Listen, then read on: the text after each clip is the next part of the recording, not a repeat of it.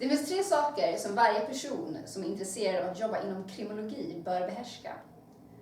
Observering, slutsatsförmåga och kunskap. Hör du till på första kan du alltid jobba upp din kunskap. Men kan du inte observera eller dra slutsatser så är det här guiden för dig.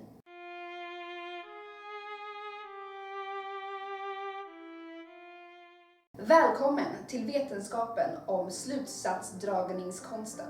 Mitt namn är Cherie Holms och med dessa videobloggar så ska jag ge er de verktyg som ni behöver för att bli en perfekt observant och slutsatsdragare. Jag vill inte att ni ska tro att jobba med kriminologi är som på TV. Ni sitter inte och förhör den skyldiga länge och försöker få den att erkänna. Det handlar om fakta och jag ska säga er hur ni kan finna denna fakta.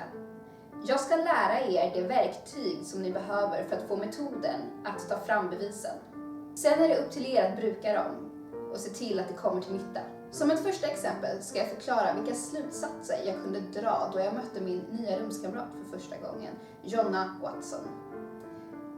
Med ett enda ögonkast. Först ska jag ge er några omständigheter.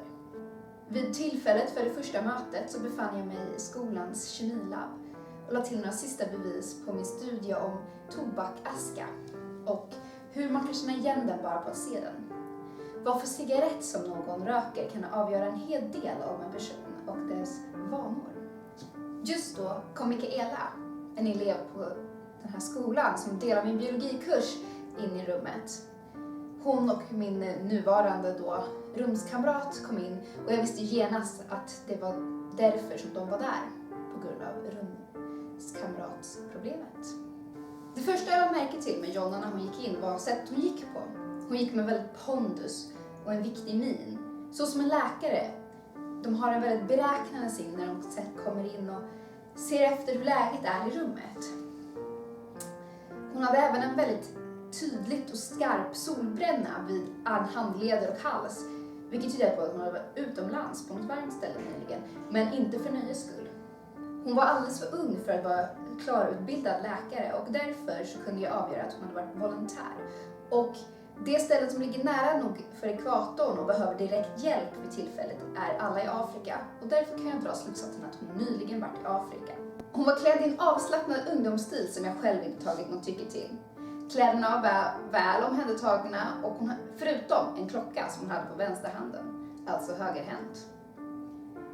Klockans urtavla var stor och repig. Det var tydligen herrmodell.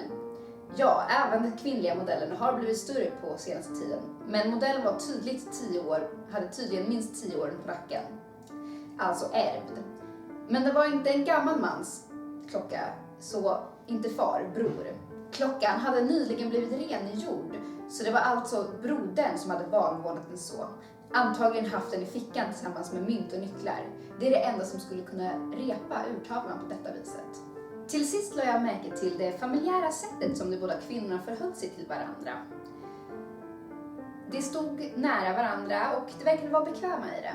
När de kom in så höll Mikaela upp dörren för Jonna och de gav varandra ett litet ögonkast som inte var avläsande utan vant i att se varandra, men om lite tillbakadraget.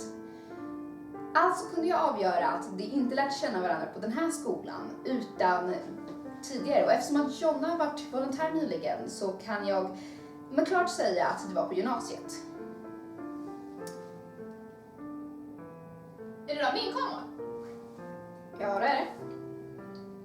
Varför har du min kamera? För att den var närmare min. Vad är din då? Där borta på bordet. Du är omöjlig. I alla fall, tillbaka till det viktiga. Anledningen till att jag visste att Mikaela tagit med Jonna som ett förslag till min nya rumskamrat var för att jag tidigare samma dag pratat med Mikaela om hur min före detta rumskamrat nyligen flyttat ut då hon inte längre kunde stå ut med mina, en aningen annorlunda vanor. Därför var det ju självklart att Mikaela tagit med Jonna för en presentation. För att bekräfta att mina observationer var korrekta, vilket jag inte tvivlade på att de var, så sköt jag fram dem i samtalet som jag sedan hade med Jonna om våra boendearrangemang. Hon bekräftade dem både med blick och tal. Så det är så man ska börja. Observera, inte bara se. Se inte bara att det är ett bord med massa stolar. Se att det är exakt 8 stolar runt bordet. Se inte bara en bokhylla. Se alla böcker i bokhyllan och vad de heter. När du väl observerar kan du börja dra slutsatser med de observationer du har.